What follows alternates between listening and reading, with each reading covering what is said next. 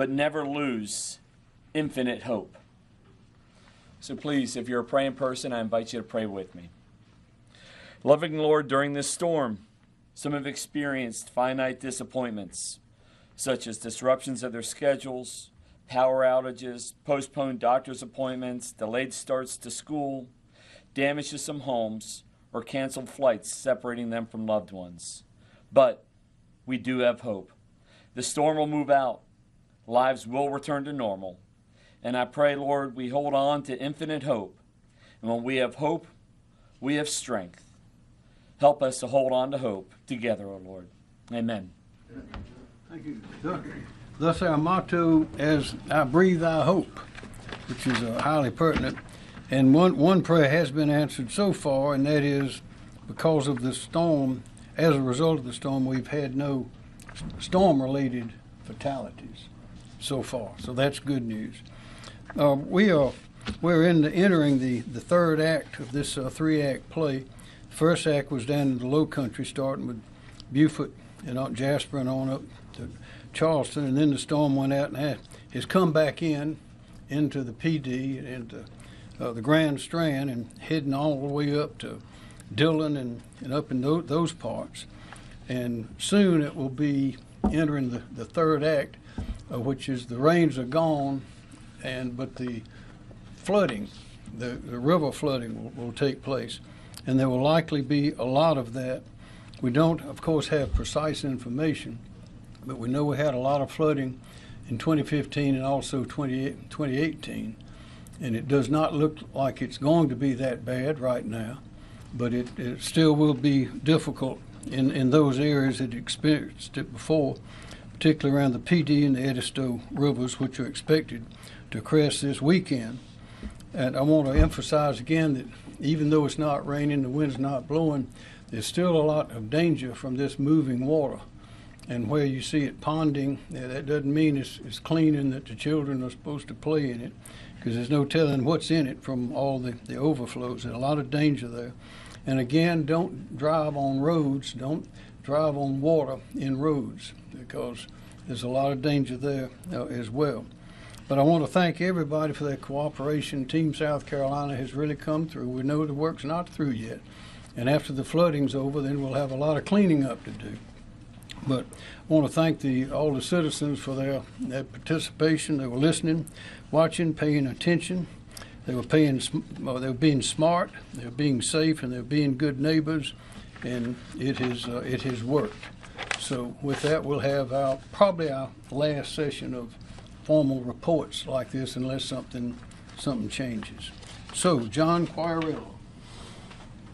Thank you, Governor. After making landfall near Bulls Bay, South Carolina, around 2 a.m. this morning, Debby is now located about 55 miles east-southeast of Charlotte, which is pretty much right on the state line, and has wind speeds of 40 miles per hour. I'm happy to share that Debby has increased its forward speed to 10 miles per hour and should lift into North Carolina shortly. However, we have ongoing flooding concerns and rising rivers that we still need to contend with. The highest winds associated with Debby's landfall today were 48 miles per hour at North Myrtle Beach, 47 miles per hour at Spring Maid Pier, 45 miles an hour at Fripp Island, 44 miles an hour at Marlborough Airport, and 43 miles per hour even well inland at Rock Hill.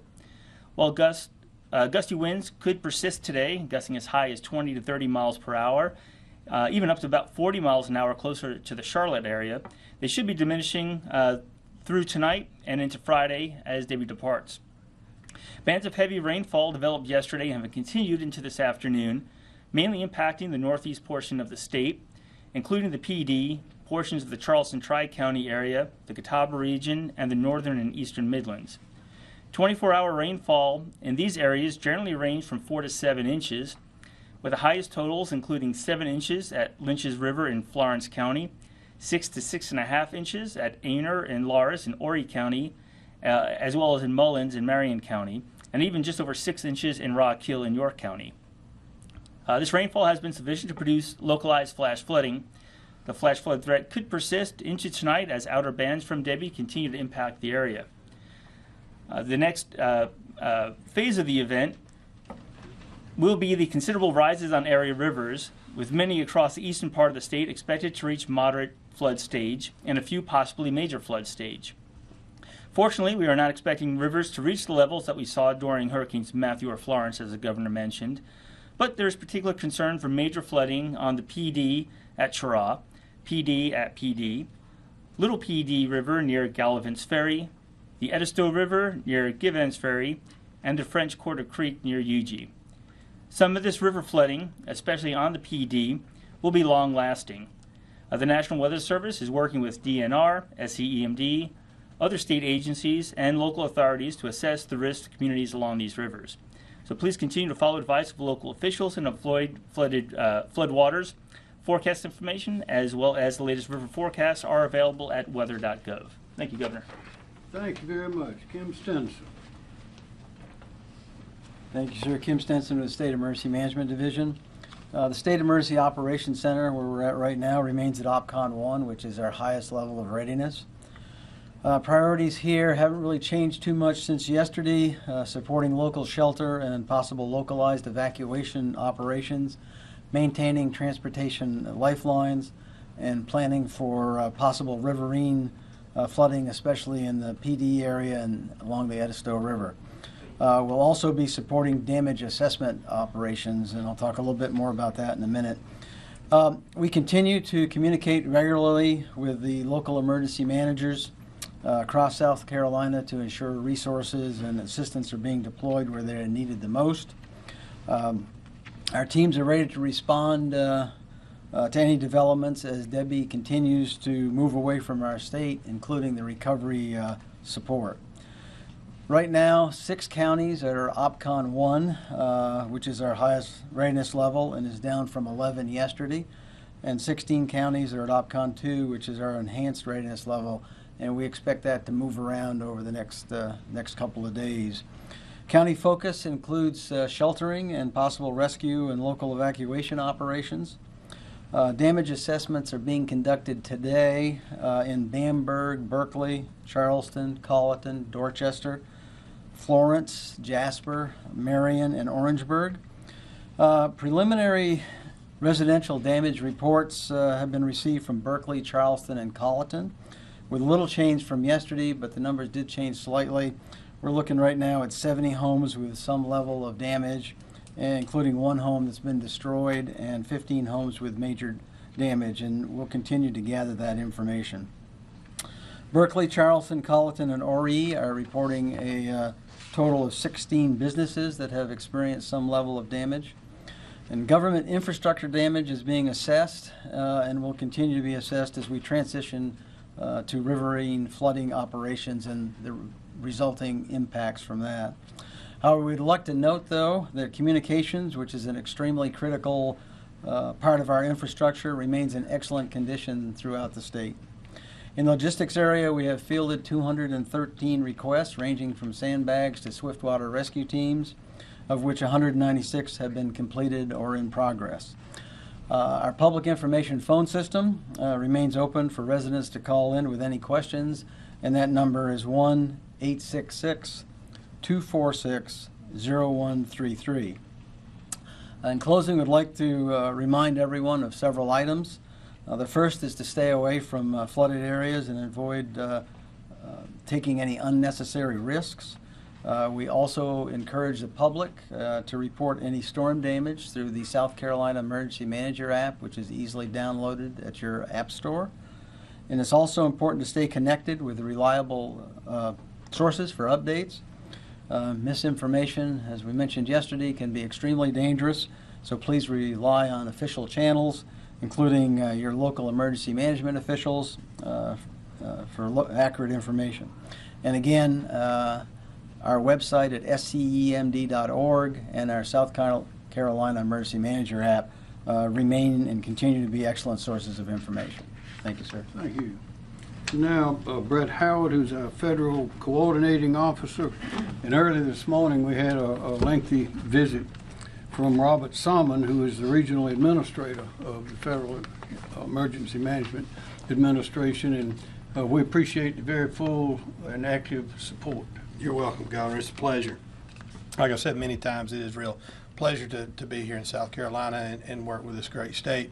As you've heard, the shift is shifting a little bit. The governor referred to being in Act 3 on the flooding, and we still stand here to support the state with whatever resources they may need. In the background, getting ready for the final act, the long term, the long piece of this is the recovery. And so we'll be starting to roster and get ready for the state's request for joint preliminary damage assessments and help the state move to the recovery process as soon as they're ready. Right, we're not going to get ahead of the state. But we're going to be ready when they ask. That's all I have, Governor. Thank you. Thank you. Major General Van McCarty, National Guard. Yes, sir. Thank you, Governor. South Carolina National Guard continues to support the state in response to Tropical Storm Debby. We currently have about 450 soldiers still on duty.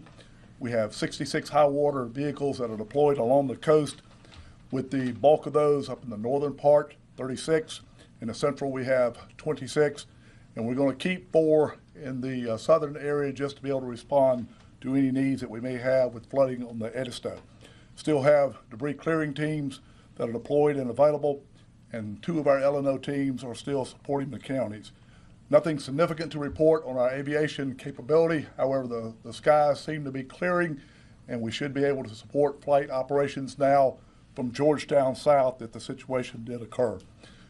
We're continuing now to evaluate the storm, determine what the needs will be, and we will begin to demob soldiers as quickly as we can. Many of these are traditional M-Day guardsmen that left their homes, they left their jobs to come and serve, and we want to start to redeploy them back to their traditional lives as soon as we can. Thank you. Thank you very much. Secretary Justin Powell, Department of Transportation. Thank you, Governor. The men and women of the South Carolina Department of Transportation continue to work around the clock in response and repair for Tropical Storm Debby. Because of the heavy rains that have been falling in the PD as well as in the Charlotte suburbs, our number of road closures are now at 111 statewide. That number will continue to change as this storm moves out. I'm happy to report, though, since the storm has begun, we have reopened 69 roads across the state that were closed due to the storm. Our focus right now in the Low Country and in the Midlands is really on assessing and repairing roads that were damaged during the storm, and we will prioritize that based on focusing on our primary routes first and then our secondary roads later. In the PD, as this is an active storm, we're actively engaged in response and preparing for any flooding. We have 18 assistance crews that are ready to move into the PD if necessary from the upstate to assist our personnel there. This has been a long event, so encourage motorists again to slow down, encourage them to avoid floodwaters, and if you find a DOT crew, a utility crew, a local public works crew working on the side of the road, be sure to slow down and give them the space that they need to do their jobs. Thank you, Governor. Thank you. Director Robert Woods, Department of Public Safety. Thank you, Governor. Rob Woods, South Carolina Department of Public Safety. With regard to our calls for service, what we're finding is they're trending back towards normal. On Tuesday, we were at 640 calls for service, and again, those are primarily from collisions, disabled motorists, and blocked roadways.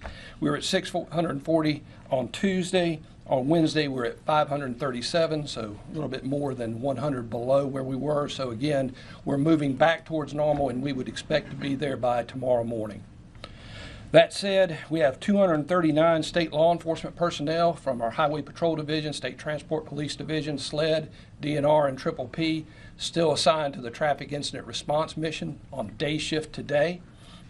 Tonight, we'll start to draw down some of those personnel and getting our specialized units from the Highway Patrol and State Transport Police, as well as our state support agencies, demobilized so they can get back to their normal operations.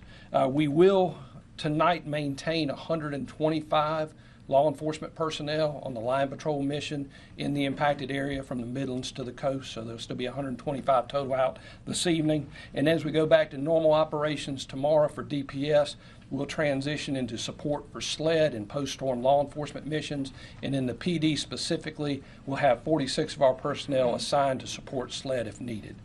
That said, again, as a reminder, avoid travel when you can. If you have to travel, just be extra cautious while you're driving. Thank you, Governor. Thank you. Chief Mark Keels, State Law Enforcement Division. Good afternoon, Mark Keel, Chief of SLED. Again, SLED, DNR, Triple P, South Carolina Department of Corrections personnel, South Carolina Criminal Justice Academy personnel have 64 officers or agents that are supporting 4 missions across the state. 41 agents and officers have been supporting the Highway Patrol in Troops 5, 6, and 7. At 7 p.m. tonight, agents and officers that have been assigned to Troops 6 and 7 will begin to demobilize.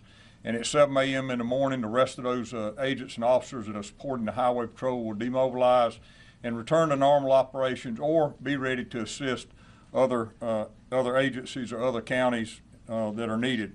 We have 4 agents and officers continuing to assist in Dorchester County Sheriff's Office with directed patrols and monitoring the roadways for flooding. We have 7 boat teams, 7 DNR and 7 SLED agents staged to assist patrol and evacuation missions in areas anticipated to flood. That coverage extends from Lakeview and Dillon to Hemingway in Williamsburg County along the PD River.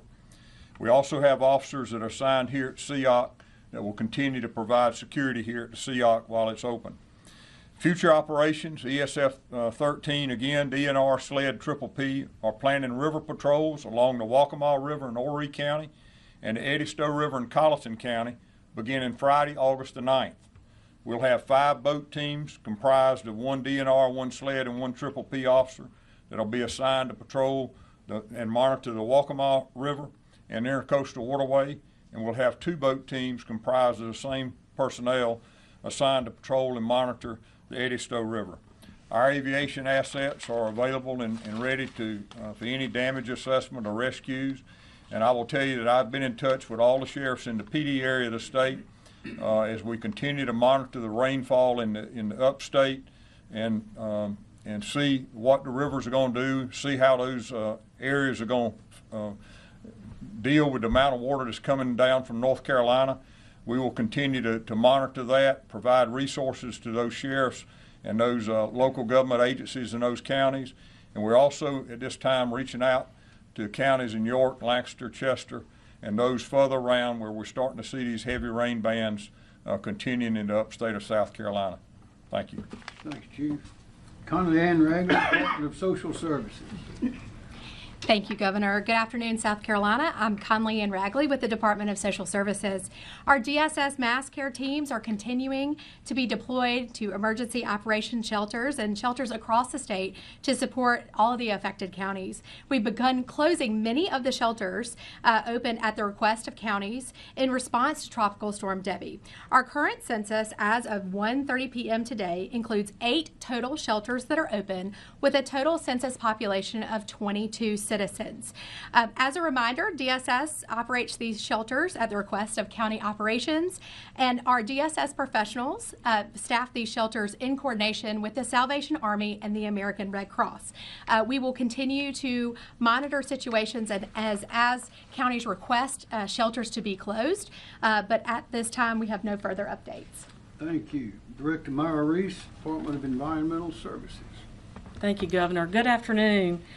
The priorities at the Department of Environmental Services remain the same. We're staying in very close contact and coordination with our local emergency officials. And I wanted to give you a few numbers and just current status of where we stand with some of our dams, water, wastewater, and coastal impacts. First, beginning with dams, no issues were reported overnight. And we still are only aware of 1 breach of an unregulated dam.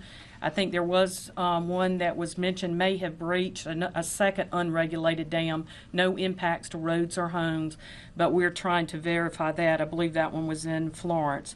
But yesterday I mentioned that we would begin our post-storm assessments of dams on Friday. Our team at Department of Environmental Services, our dam safety program, folks were very anxious to get out in the field today where they could safely do so. So we began those post-storm assessments of high and significant hazard dams in the state, including some of the pre-storm assessed dams as well. So we identified about 61 or 62 dams. As of 1:30 this afternoon, we have completed about 40 of those post-storm assessments, and I'm happy to report that no urgent or very concerning issues were identified in those post-storm assessments. As far as coastal impacts, beginning tomorrow, our Bureau of Coastal Management will be deploying teams to some of the known erosion hotspots along the coast to assess damage, including damage from the tornado that hit Edisto. These hotspot areas include Garden City, Isle of Palms, and Sullivan's Island. There also may be some impacts that we're not aware of, and we'd like to encourage residents along the coast to use our My Coast app to submit photos to us of beachfront damage. A special message to citizens who have private wells, especially those that are in the PD and low country area where your private well may have been impacted by floodwaters.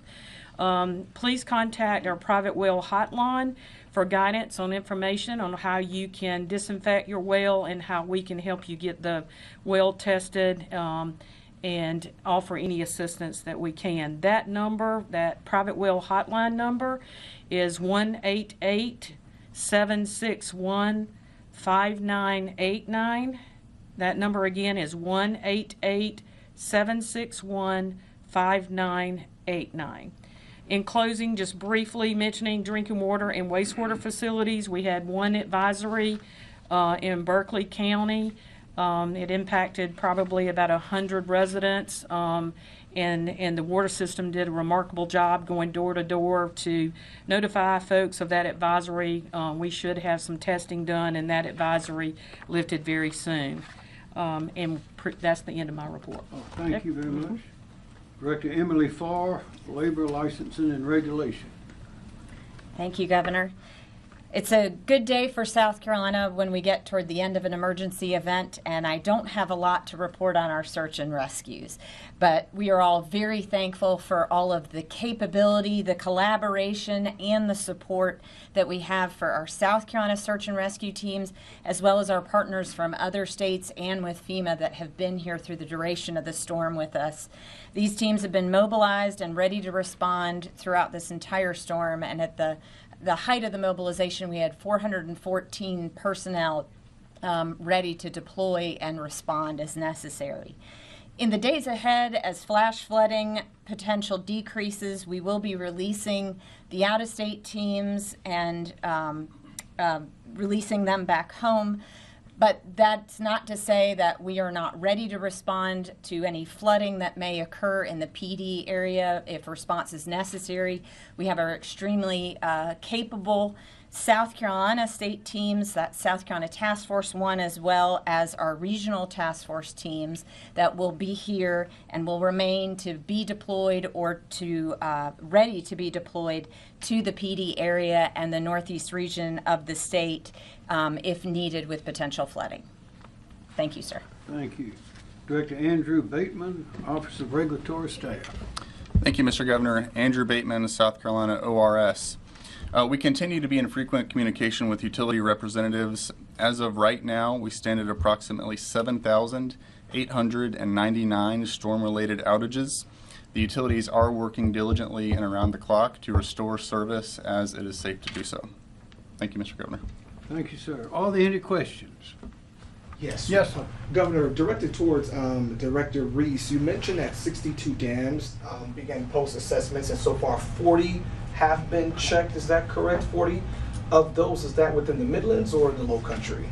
There's probably about 8 counties.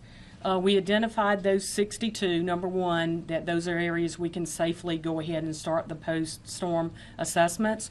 But we also looked at the total rainfall amounts, and it was a combination of hazard dams and significant hazard dams as far as classifications, and also I think about 8 of the 11 pre-storm assessed dams that we did before. So currently so far There's no urgent issues that need immediate action, so we just feel like that's a really good sign for us so far. And we will continue those post-storm assessments through the weekend.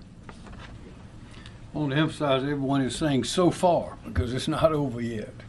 Any more questions? Yes, sir. For Director Powell or Secretary Powell, there's been a lot of talk about inspecting dams. What about bridges, particularly with rising river waters? Are there any bridges that you're inspecting or keeping an eye on ahead of that? Sure. So, I mean, obviously, what we will do after a flooding event, so we will look at if a bridge gets closed, and there have been bridges closed because of the flood waters. We will send out a bridge inspection team right after there, and they will go look at the bridge. And if there's any findings, we'll keep the bridge closed. But right now, everything we've seen so far is we're able to reopen the bridge. If there's approaches are typically what wash out during the storm, and we'll get in there and repair it as quickly as possible. Do you have a sense about how many bridges have been closed by the storm so far? I believe it's around 30, but I can get you the confirmed number. Secretary Powell, as far as the road closures in the Midlands, where are those located and when do you expect those to open back up? Sure. So there's several in Richland County. Some of them were already closed beforehand due to some of those rains we had beforehand. Where I would say the predominant number of closures we have right now are still in Jasper County, Colleton County down the lower half of the state. Now we're seeing a number of them in the PD, Florence, Dillon, Marlboro counties, and then a few up in York County as well. So it's across the state, and it's really just where those heavy rains are falling. Another question. Yes, sir. For Director Reese, again, you mentioned that DES was looking into a potential issue at an unregulated dam in Florence. Do you have any more details on that? I don't. The staff are en route to go check that out. But here again, the report that we received was, and it makes sense, it's unregulated. So there's no risk to property or roads.